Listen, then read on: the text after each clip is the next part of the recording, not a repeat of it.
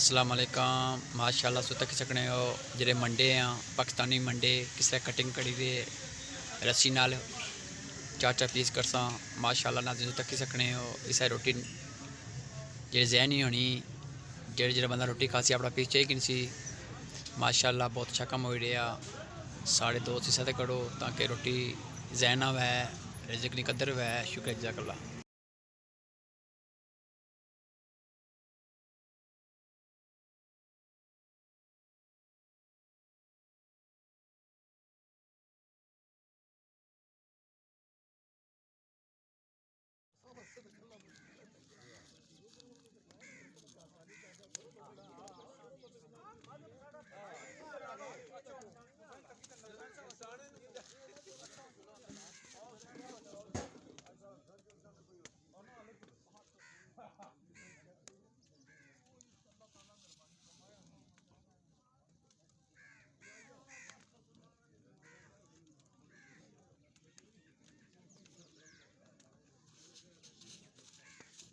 रोटी piece चाहिए कपड़ा खला दो त्रै पीस पड़ा खाई उच्चे कर माशाल्लाह माशाल्लाह।